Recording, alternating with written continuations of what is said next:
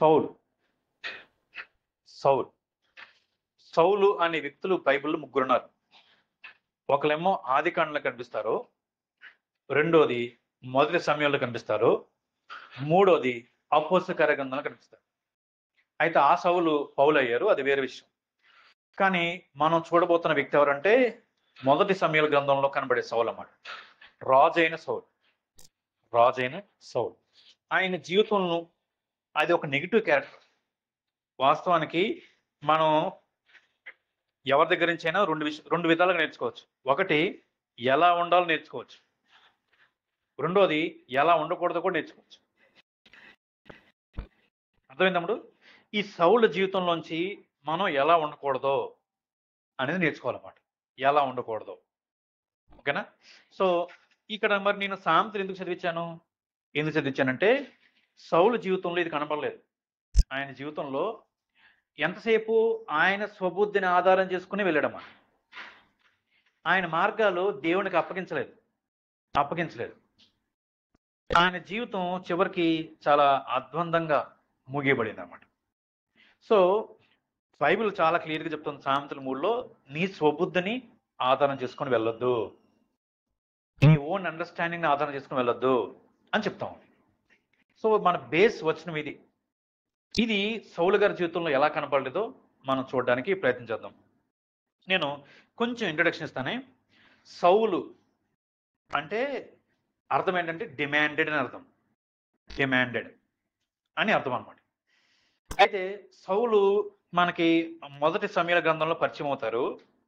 పరిచయం అవ్వక మునుపు ఇశ్రాయేల్ ప్రజలు ఎలా ఉన్నారో మీకు కొంచెం చిన్న ఇంట్రడక్షన్ ఇస్తాను. ఇశ్రాయేల్ ప్రజలు అంటే బైబిల్లో చరిత్ర చదువుతున్నప్పుడు అర్థమవుతుంది అనమాట. ఇశ్రాయేల్ ప్రజలు దేవుణ్ణి ఎప్పుడు ఏది అవసరం లేదో అది అడిగేవారు. ఈ యాత్రలో వచ్చిన తర్వాత, అంటే కానానికి వచ్చిన తర్వాత కూడా ఎక్కువ శాతం వాళ్ళకి ఏది అవసరం లేదో అది అడిగేవారు అన్నమాట. పోనీ అదేమైనా పొందుకుంటే లాభం అంటే పొందుకున్న చాలా నష్టపోయేవారు అన్నమాట. సో తమ్ముడు చెల్లి, మనం ఒక పాఠం నేర్చుకోవాలి ఇక్కడ. ఏం నేర్చుకోవాలంటే, మనం అడిగిన ప్రతిదీ చాలాసార్లు ఏం అడుగుతున్నామో, ఎందుకు అడుగుతున్నామో మనకు తెలియదు. అది ఎంతవరకు మనకు క్షేమం కూడా తెలియదు, కానీ అడుగుతాం. ఎందుకు అడుగుతామంటే ప్రస్తుతానికి అది మనకు అవసరం అన్నట్లు కనిపిస్తుంది అనమాట. సో ఇశ్రాయేల్ ప్రజలు కూడా ఏం చేసేవారంటే చాలా విషయాలు దేవుని అడిగేవారు. ఎక్కువ శాతము ఏది అడగకూడదో, ఏది అవసరం లేదో అదే అడిగి నష్టపోయేవారు. మీకు అంటే తీయొద్దులండి, సీనాయి పర్వతం దగ్గర మోషే గారేమో పర్వతం మీద దేవునితో ముఖాముఖిగా ఉండి 10 కమాండ్మెంట్స్ తీసుకున్నారు. ఈ లోపు కింద ఇశ్రాయేలు ప్రజలు ఏం చేశారు? అహరోన్ దగ్గరకు వచ్చి, వెరుగుతాడు అహరోన్ దగ్గరకు వచ్చి, మాకు బంగారు దూడను చేయి, మాకు ఇదే దేవుడు, మమ్మల్ని తీసుకున్న దేవుడు ఇదే అన్నారు. రెండోది కేదేషు బర్నవ్య అని ఒక ఏరియా ఉంది. అక్కడికి వచ్చిన తర్వాత మాకు ఆహారం ఏది, వాటర్ ఏది, దేవుడు అసలు మా మధ్య ఉన్నాడా, మాకు మాంసం కావాలి, ఇలాంటి అంటే అనవసరమైన కోరికలు కోరుకునేవారు అన్నమాట. మనం నేర్చుకోవాల్సిన రెండో పాఠం ఏంటి చెప్పంటారా? జాగ్రత్తగానంటే, దేవుడికి మన గురించి అంతా తెలుసు. ఏది ఎప్పుడు అవసరమో మనకంటే బాగా దేవునికి తెలుసు. తమ్ముడు చెల్లి, దేవుడి టైమింగ్స్ని మనం అర్థం చేసుకోవాలి. దేవుడు ఎప్పుడు మన టైమింగ్స్లో పనిచేయడు.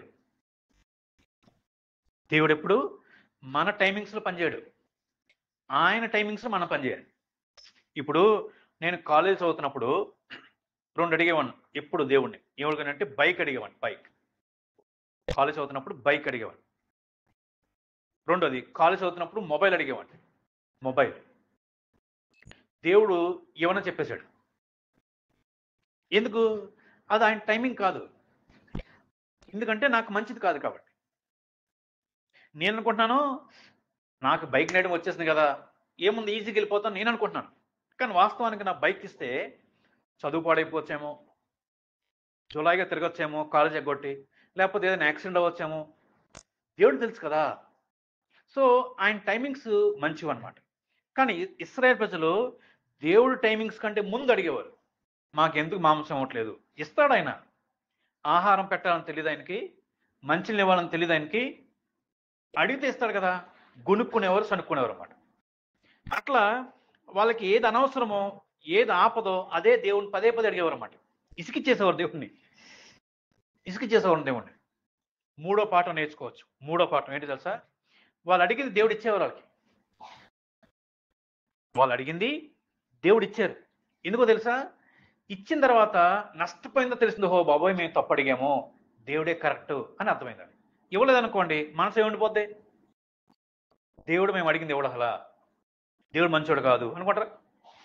చాలా గుర్తుపెట్టుకోండి. కొన్నిసార్లు దేవుణ్ణి విసిగించి కూడా పొందుకోవచ్చు మనం. నాకు ఇవి ప్రభావ, నాకు ఇవి ప్రభావ, నాకు ఇవి ప్రభావ ఇస్తాడు. అప్పుడు నష్టపోయేది మనం అనమాట. నష్టపోయేది మనం. సో ఈ 3 పాఠాలు మనం నేర్చుకోవాలి. తర్వాత అట్లా అడిగేవారు. అంటే అనవసరమైనవి వాళ్ళకి కష్టాన్ని, నష్టాన్ని కలిగించేవి అడిగేవారు కదా. అందులో ఒకటి తెలుసా? మాకు రాజు కావాలి. మాకేం కావాలంటే మాకు రాజు కావాలి అని అడిగేవారు. చూడండి ఒకసారి, ఇది మనం చదవాలి తప్పకుండా. మొదటి సమూయేలు గ్రంథము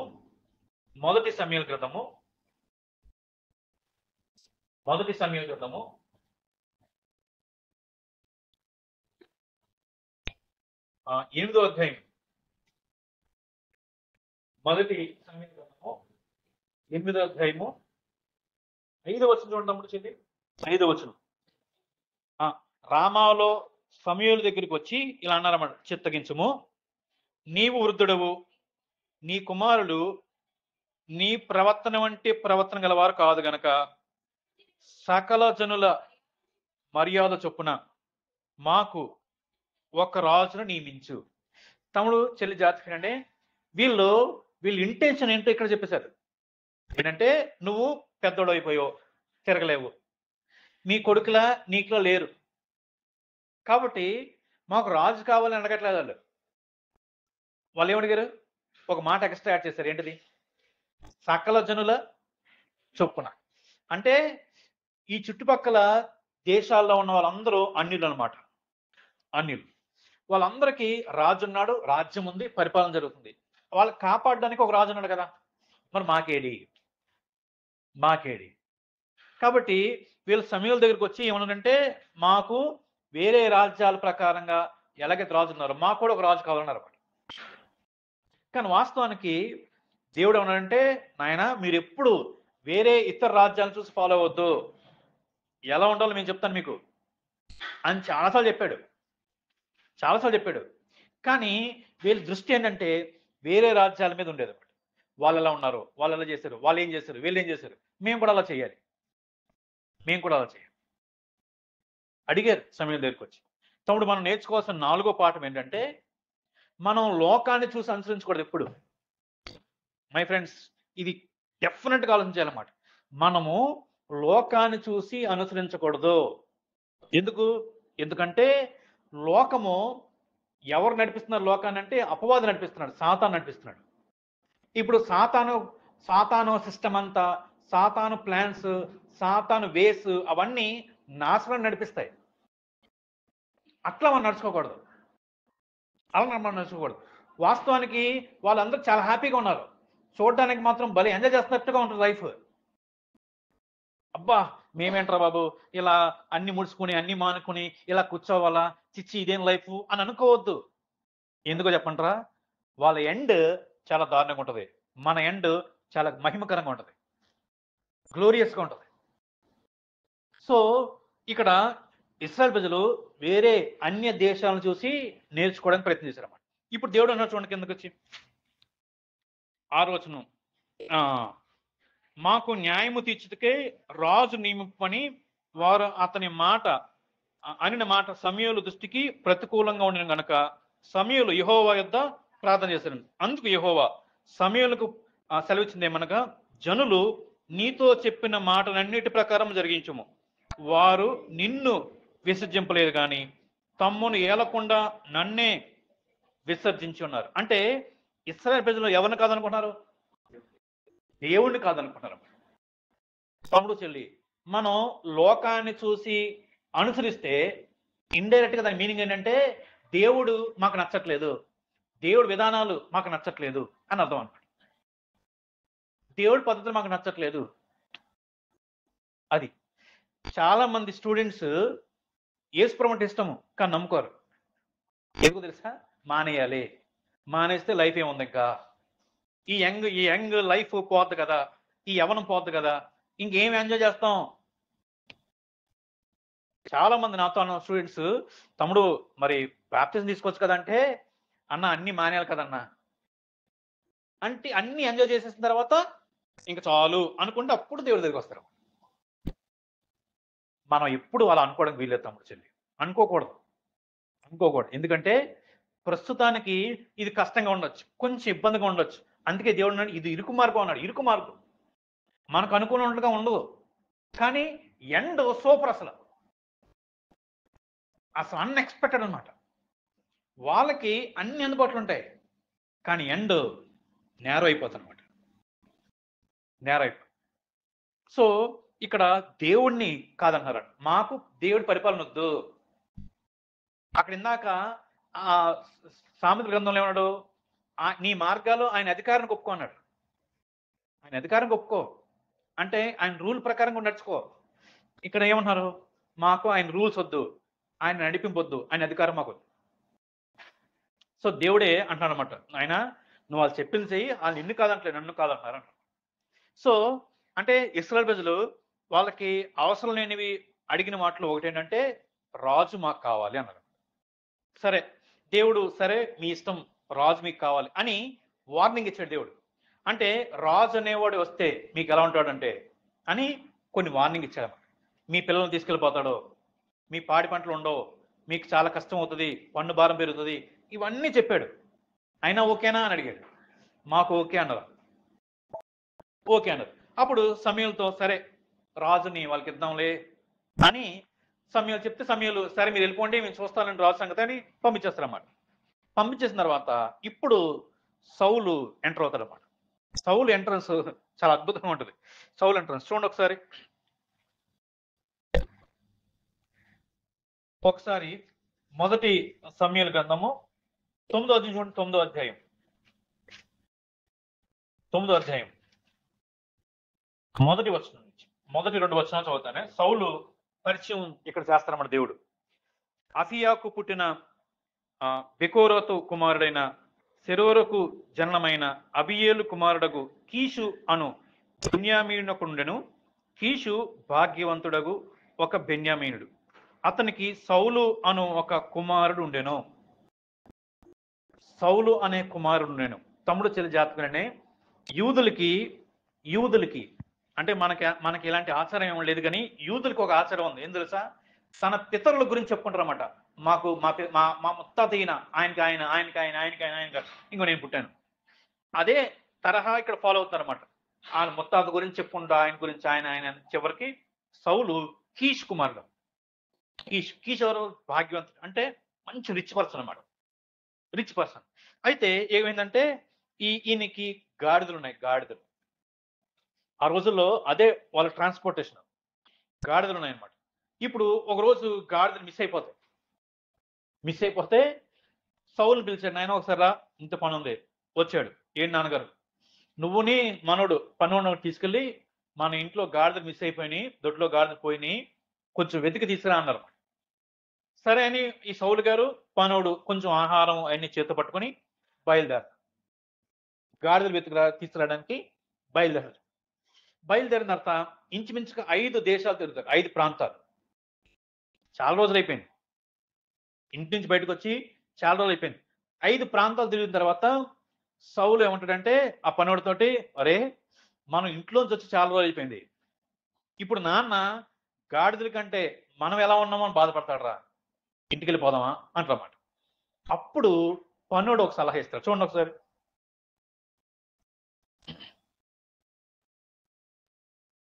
6వ వచనం. వాడు పనుడు ఏమంటాడంటే, ఇదిగో ఈ పట్టణంలో దైవజనుడు ఒకడు ఉండెను, అతడు బహుగనుడు, అతడు ఏ మాట చెప్పునో ఆ మాట నెరవేరును, మనం వెళ్ళవలసిన మార్గము అతడు మనకు తెలియజేయను అని అతని దగ్గరికి వెళ్తా ఉన్నాడు.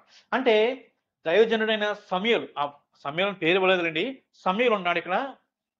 అతను అతను అడిగితే మనకేమైనా విషయాలు తెలుస్తాయి అని. చూసారా? అంటే దేవుడు నడిపింపు ఎలా ఉంది? గాడిదలు పోవడం ఏంటి? సౌలు సమూయేలు దగ్గరికి వచ్చే మార్గం దేవుడు ఎలా సరళం చేస్తాడో చూసారా? మీరు ఆలోచన చేశారా? ఆ పనుడు ఇతనితో రాకపోతే, ఆ పనోడికి ఇక్కడ సమూయేలు ఉన్న విషయం తెలియకపోతే కదా! అంటే మనం ఇంకో పాఠం నేర్చుకోవాల్సిన విషయం ఏంటంటే తమ్ముడు, చెల్లి, దేవుడు నడిపిస్తాడు. దేవుడి మార్గాలు చాలా డిఫరెంట్ అనమాట. డైరెక్ట్ చెప్పేయచ్చు కదా! చెప్పలేదు. చెప్పలేదు. నెల రోజులు, 2 నెలలు టైం పట్టింది. టైం పట్టిన తర్వాత ఆ ప్రాంతానికి వచ్చిన తర్వాత పనోడు చెప్పాడు, సమూయేలుని కలుద్దామా ఎళ్లి అని. సమూయేలుని కలుద్దాం ఎళ్లి అని. అప్పుడు సౌలుకి సర్లే ఒక 2 రోజులు ఏముంది, సరే కలుద్దామని వెళ్తారన్నమాట. వెళ్ళిన తర్వాత 10వ వచనం చూడండి. సౌలు, నీ మాట మంచిది, వెళ్ళుదము రమ్మనగా వారు దైవజనుడు ఊరికి పోయిరి. ఊరికి ఎక్కిపోవచ్చుండగా నీళ్లు చేదుకొనుటకు అక్కడికి వచ్చిన కన్యకలు తమకు కనబడినప్పుడు, ఇక్కడ దీర్ఘదర్శి అంటే ప్రవక్తలు. దీర్ఘదర్శి అంటే ప్రవక్తలు అర్థం. పైన వచ్చిన అర్థం వస్తారు. దీర్ఘదర్శి ఉన్నాడా అని అడిగిరి. అందుకు వారు, ఇదిగో అతడు మీ ఎదుటనే ఉన్నాడు, త్వరగా పోయి కలుసుకునడి. అంటే వాళ్ళు సలహా ఇచ్చారన్నమాట. నాయన బలి ఇవ్వడానికి వెళ్ళిపోతారు, మళ్ళీ మీరు తొందరగా వెళ్ళిపోండి, ఆయన ఇక్కడే ఉన్నాడు, మన మధ్య ఉన్నాడు, ఆ ఇల్లు కలుసుకున్నాడు అన్నమాట. వెళ్ళగానే సరే అండి, వీళ్ళిద్దరూ బయలుదేరి సమూయేలుకి ఎదురవుతారు. ఇప్పుడు జాతకండి, సమూయేలుకి ఎదురవుతారు. 15వ వచనం. సౌలు అచ్చటికి రేపు వచ్చునని యెహోవా సమూయేలుకు తెలియజేస్తుంది. అంటే దేవుడు సమూయేలుకి ఎప్పుడు చెప్పాడు? నిన్న చెప్పేశాడు, ఈ రోజు సౌలు అనే కుర్రని దగ్గరికి వస్తాడు. దేవుడు తీసుకొచ్చాడు. అంటే ఎగ్జాక్ట్ అనమాట, ఈ రోజు వస్తాడు. ఎగ్జాక్ట్గా ఆ రోజు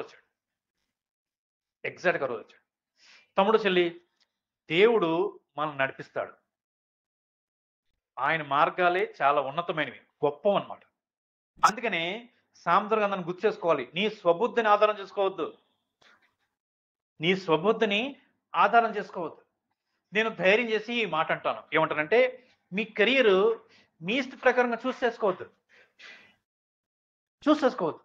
దేవుడు నీకు ఏది మంచిది, నీ టాలెంట్స్ ఏంటి, నువ్వు ఎక్కడ సెట్ అవుతే నీకు ఆయనకి మంచి పేరు వస్తుందో తెలుసు దేవుడికి. 2, రేపొద్దున మీ మ్యారేజెస్ వస్తాయి. అప్పుడు కూడా చూస్ చేసుకోవద్దు ప్లీజ్. ఇక్కడే చాలా మంది యూత్ ఫెయిల్ అవుతారన్నమాట. స్టూడెంట్స్ ఫెయిల్ అవుతున్నారు. రేపొద్దున జాబ్ వస్తుంది, ఒక 3-4 ఇయర్స్ జాబ్ వచ్చిన తర్వాత ఒక 3-4 ఇయర్స్కి మళ్ళీ ఆలోచిస్తారు పేరెంట్స్. జాగ్రత్త. ఆ బుద్ధిహీనమైన పని ఎప్పుడు చేయొద్దు. దేవుడికి తెలుసు రైట్ పర్సన్ ఎవరో, దేవుడు తెలుసు. ఇప్పుడు సమూయేలుని దగ్గరికి సౌలుని ఎంత చక్కగా కరెక్ట్గా అదే డేట్కి రావడానికి దేవుడు ఎలాగైతే మార్గాలను సెట్ చేసుకుని వచ్చాడో, మన జీవితంలో కూడా అంతే. దేవుడు నడిపిస్తాడు. ఆయన మార్గాలు నడుచుకోవడమే మనకి ఎంతైనా క్షేమం. నాకు తెలిసిన కొంతమంది తమ్ముళ్ళు ఉన్నారు, దేవుని చిత్తంలో మ్యారేజ్ చేసుకుంటే కష్టాలు రావా? వస్తాయి. ఇంచుమించుగా ఇద్దరి మధ్య గొడవలు రావా? వస్తాయి. కానీ దేవుడు సెటిల్ చేస్తాడు. కానీ నాకు తెలిసిన తమ్ముడు చెల్లెలు ఉన్నారు, వాళ్ళ మ్యారేజెస్ లో ఎంత స్ట్రగుల్ ఎదుర్కొంటున్నారు తెలుసా? ఎంత స్ట్రగుల్, నిత్యం కొట్టుకుంటారన్నమాట. వదిలేలేక, సమాజానికి భయపడి, కలిసి ఉండలేక ఉక్కిరిబిక్కిరి అయిపోతున్నారు అన్నమాట ఇద్దరు. దేవుడి మార్గాలే ది బెస్ట్ అన్నమాట. ఎందుకంటే దేవుడు మనకి ఇచ్చేది ఎప్పుడైనా సరే ది బెస్ట్ ఇవ్వడానికి చూస్తాడు. కానీ మనం మన కళ్ళకు నచ్చింది, మన మనసుకు తోచింది చేస్తాం.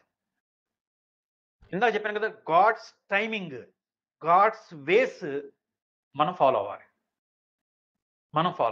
సో సమూయేలు దగ్గరికి వచ్చాడు. సమూయేలు దగ్గర రాగానే సమూయేలు ఏమన్నా చూడండి,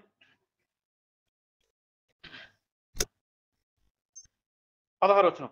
ఎట్లనగా నా జనులు మొర్ర నా యొద్దకు వచ్చును. అంటే దేవుడు చెప్తున్నమాట, నేను వారిని దృష్టించి ఉన్నాను కాగా ఫిలిస్తీన్ల చేతుల నుండి నా జనులను విడిపించుటకై నా జనులైన ఇశ్రాయేలు మీద వారిని అధికారిగా అభిషేకించుటగాను రేపు ఈ వేళకు నేను బెన్యామీను దేశం నుండి ఒక మనిషిని నీ వద్దకు రప్పించదును.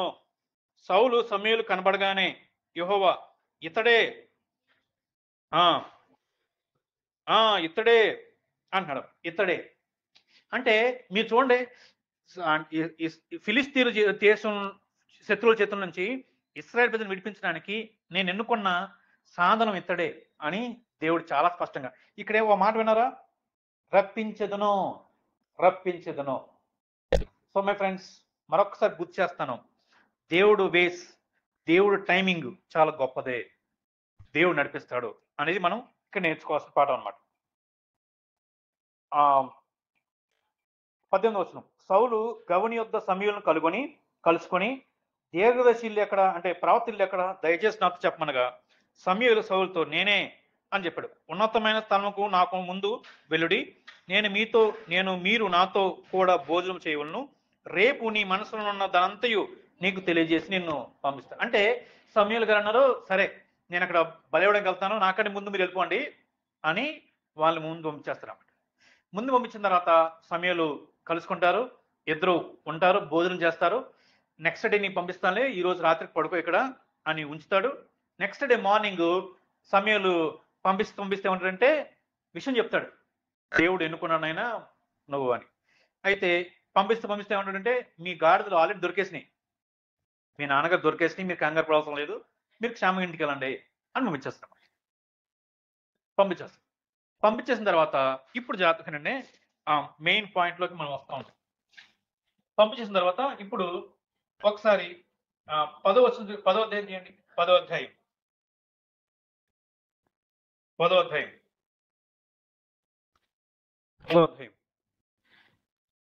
తరువాత సమూయేలు 17 తరువాత సమూయేలు మిస్పాకు యెహోవా యొద్దకు జనులను పిలువనంపించి ఇశ్రాయేలు ఇశ్రాయేలు దేవుడిని యెహోవా ఇలాగ సెలవిస్తున్నాడు, నేను ఇశ్రాయేలైన మిమ్మును ఐగుప్తు దేశం నుండి రప్పించి ఐగుప్తుల వశం నుండి మిమ్మల్ని బాధ పెట్టిన జనులందరి వశం నుండి విడిపించుతుని, అయినను మీరు మీ దుర్దశలన్నిటిని ఉపద్రవములన్నిటి నుండి పోగొట్టి మిమ్మల్ని రక్షించిన మీ దేవుడిని మీరు ఇప్పుడు విసర్జించి మా మీద ఒక రాజుగా నియమించమని మీరు అడిగారు కాబట్టి నేను ఒక రాజుని నియమించాను అని చెప్పాడు.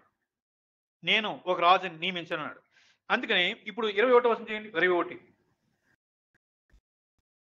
21 బెన్యామీను గోత్రము వారి ఇంటి కూటముల ప్రకారము అతడు సమకూర్చగా మద్రి ఇంటి కూటము ఏర్పడిను.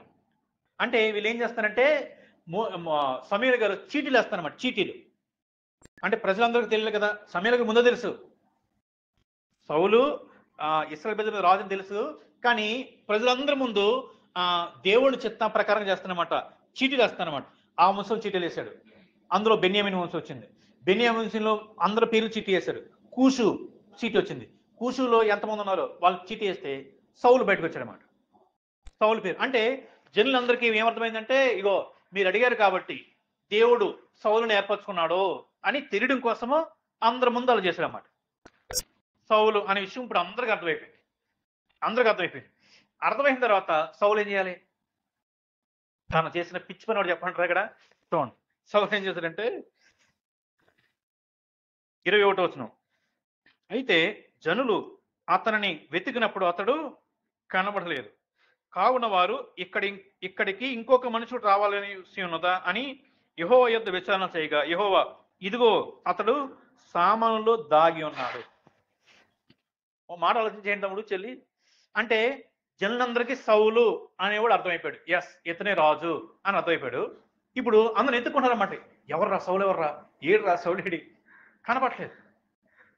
అప్పుడు డౌట్ వచ్చి అంటే ప్రభువా ఇంకెవరు రావాలా, మీరు అన్న పేరు అబ్బాయినా కనపట్లేదేంటి అంటే దేవుడు అంటాడు ఆడు దాక్కున్నాడు, వెళ్ళి తీసుకురండి.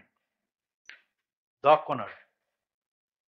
జాతకునండి, దాక్కోవడం వెనకాల సౌలు మనసు అంటూ బయటపడింది. ఎందుకు చెప్పంటారా, ఇప్పుడు సౌలు రాజుగా నియమించబడ్డాడని ఎవరు నియమించారు? దేవుడు నియమించాడు. ప్రజలు అడిగారు కాబట్టి దేవుడు సౌలు నిన్నుకున్నప్పుడు ఈ రోజు అందరికీ బహిర్గతం చేసినప్పుడు సౌలు ఏం చేయాలి? దాక్కోకూడదు. దాక్కోకూడదు. దాక్కుంటున్నాడు అంటే అర్థం ఏంటంటే is very very weak person. చాలా వీక్ అన్నమాట. ఎందుకంటే దాక్కునే హక్కు లేదు ఇంకా. తనకు ఆ హక్కు లేదు. ధైర్యంగా వచ్చి నిలబడాలన్నమాట. నన్ను ఎంచుకున్నాడు దేవుడు. కానీ పిరికోడ్లాగా వెళ్ళి దాక్కున్నాడన్నమాట. దాక్కుంటే. అప్పుడు కింద చూడండి. తీసుకొచ్చారు బయటికి. 23 వారు పరిగెత్తుకుపోయి అక్కడ నుండి అతన్ని తోడుకుని వచ్చిరి. అతడు జనసమూహంలో నిలిచినప్పుడు భుజములు మొదలుకొని పైకి ఇతరుల కంటే ఎత్తుగలవాడుగా కనబడింది. అప్పుడు సమూయేలు జనులందరిలో యెహోవా ఏర్పరచుకున్న వాడిని మీరు చూచితిరా? జనులందరిలో అతని వంటి వాడు ఎవడం లేడని చెప్పగా జనులందరూ బొబ్బరు పెట్టారట. రాజు చిరంజీవుని గాక అన్నారు. తమ్ముడు చెల్లి జాగ్రత్తగానే ఇక్కడి నుంచి జబ్బల నుంచి కొంచెం ఎత్తు అనమాట. అంటే మేడా కొంచెం పొడుగు అనమాట. అంటే జనులందరికంటే వీడి హైట్ ఈయన హైట్. సౌలు గారు ఈయన హైట్ అనమాట. చాలా సుందరవంతుడు, అందంగా ఉంటాడు. ఇప్పుడు ఈయన చూడగానే అదిరా రాజు అంటే ఎలా ఉండాలిరా అనుకున్నాడు అనమాట. రాజు అంటే ఎస్ వీడు అంటే హైట్ చాలా గ్లామరస్ గా ఉన్నాడు. వీడు మాకు రాజు. ఏమన్నారంటే రాజు చిరంజీవుని గాక అన్నమాట. వాస్తవానికి రాజు చిరంజీవి గాక అనే మాట ఇతర దేశాలు వాడేది. ఇప్పుడు వాళ్ళు ఫాలో అవుతారు కదా. వాళ్ళని చూసి వీళ్ళు కూడా మాకు రాజు వచ్చేసాడు, మేము అనుకున్న సాధించాం, దేవుడు మాకు ఇచ్చాడు అనుకుని రాజు చిరంజీవుని గాక అని అర్థం. సెలబ్రేట్ చేసుకున్నారు. కానీ వాస్తవానికి ఆ సెలబ్రేషన్ దేవునికి ఇష్టం లేని సెలబ్రేషన్. దేవుడేమో బాధపడుతుంటే వీళ్ళు సెలబ్రేట్ చేసుకుంటారంట. దేవుడు బాధపడుతుంటే అంటే నన్ను పక్కన పెట్టేసి ఐగుప్తుని తీసుకొద్దా నేను, బానిసత్వం విడిపించింది నేను, కాపాడింది నేను, కానీ మీరు నన్ను పక్కన పెట్టేసి ఒక మనిషిని ఎంచుకుంటున్నారు. Okay, let it be. దొరకగానే ఆయన హైట్ రంగు చూడగానే రాజు చిరంజీవుని గాక. ఎంత సంతోషం అండి. తమ్ముడు చెల్లి ఒక పాఠం నేర్చుకోవాలి మనం. దేవుణ్ణి బాధ పెట్టి ఏం సంతోషపడగలం? మంచిదేనా అసలు అది? కొన్నిసార్లు మనం చేసే పనులు మన శరీరానికి మన మనసుకి సంతోషాన్ని ఇవ్వచ్చు, ఆనందాన్ని ఇవ్వచ్చు, థ్రిల్ని ఇవ్వచ్చు. కానీ గుర్తుపెట్టుకో, అది దేవునికి దుఃఖకరమైంది, దేవునికి బాధ పెట్టదు. సో నువ్వు దేవుణ్ణి బాధపట్టి నువ్వు సంతోషిద్దాం అనుకోవడం అది పిచ్చి పని అనమాట. పిచ్చి పని అది. కాబట్టి ప్రతి సంతోషము దేవుడికి ఇష్టమైనది కాదు.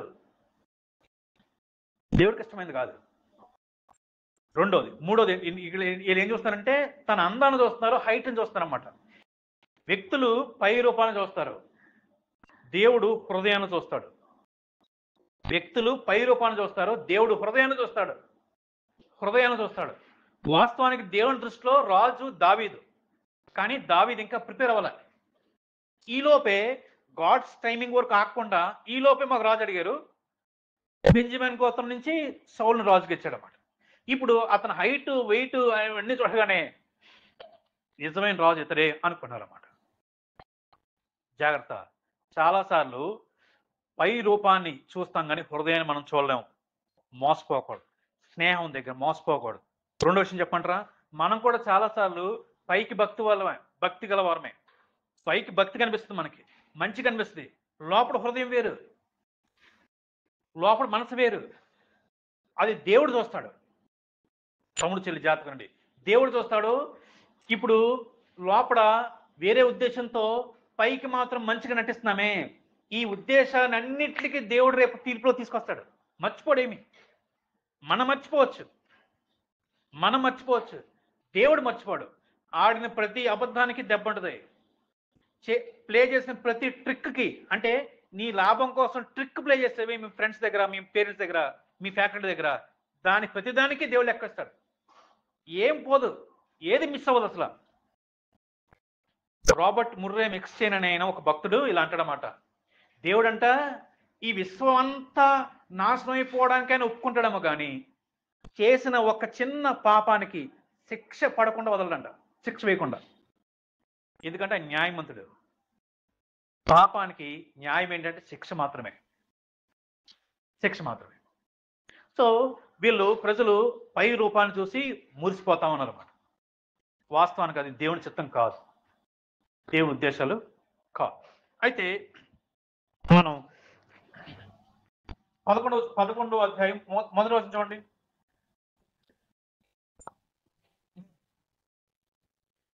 నాహోషు బయలుదేరి యబెత్లేదాదు ఎదురుగా దిగినప్పుడు యాబేషు వారందరూ, సరే ఇక్కడ జరిగింది చెప్తాను, మీరు తర్వాత చదువుకోండి. ఇక్కడ జరిగింది చెప్తాను. ఇక్కడ ఏం జరిగిందంటే అమ్మోనీలు అన్నమాట. అమ్మోనీలు అంటే ఎవరంటే ఇశ్రాయేలు ప్రజలకి శత్రువులు. దేవుడికి వీళ్ళంటే ఇష్టం లేదు. ఎందుకు చెప్పంటారా? ఎందుకు ఇష్టం లేదంటే దేవునికి ప్రజల మీద అంటే వీళ్ళు యుద్ధానికి వచ్చారన్నమాట. యుద్ధానికి వచ్చారు. దేవుడు అన్నాడు ఒకరోజు, నాయన వాళ్ళు అమ్మోనీయులు, వాళ్ళతో మీరు పెట్టుకోవద్దు, వాళ్ళు ఊరు పక్కన వెళ్ళిపోండి, ఊరు పక్కన వెళ్ళిపోండి, వాళ్ళు ఏం తీసుకోవద్దు, వాళ్ళతో మాట్లాడొద్దు అని వెళ్ళేటప్పుడు పర్మిషన్ అడిగారు. సార్ కొంచెం మీ మార్గం గుండా వెళ్ళొచ్చా సార్ అని అడిగారు. ఎవర్రా మీరు అని వెళ్ళడమే కాదు, వాళ్ళని కొట్టడానికి వచ్చారన్నమాట. అప్పుడు దేవుడికి కోపం వచ్చింది.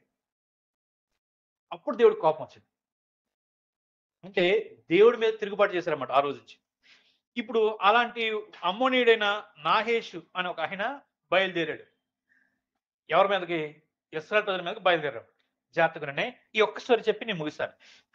ఇశ్రాయేలు ప్రజల మీదకి బయలుదేరితే ఎవరి మీద బయలుదేరాడు?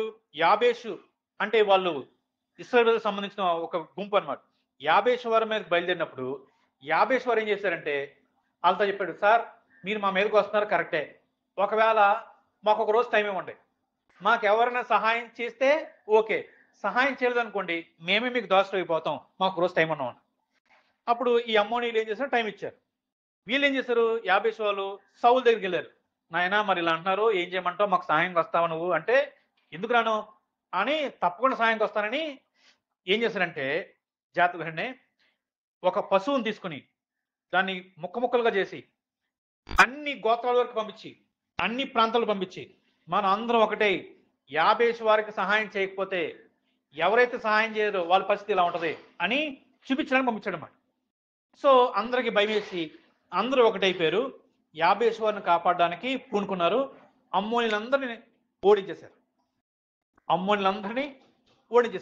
ఓడించేసిన తర్వాత జాగ్రత్తగానే పక్క తిప్పండి, పేజ్ నెంబర్ పక్క తిప్పండి.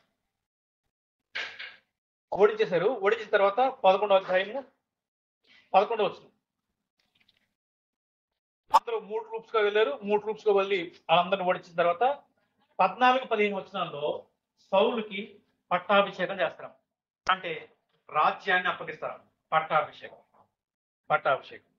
సో తమ్ముడు చెల్లిని మనం ఈ రోజుకి ఇక్కడ ఆపుదాము.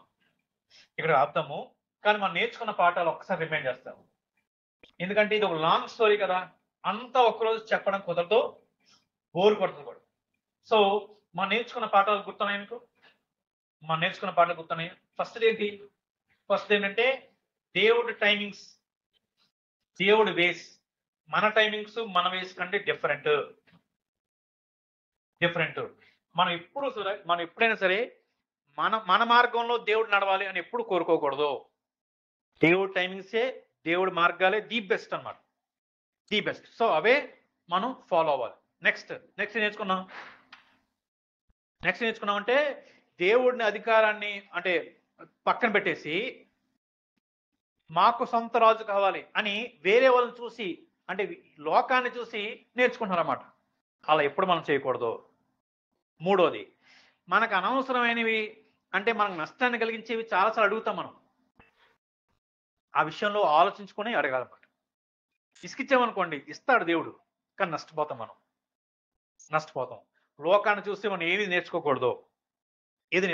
తర్వాత ఇంకేం నేర్చుకున్నాం మనం?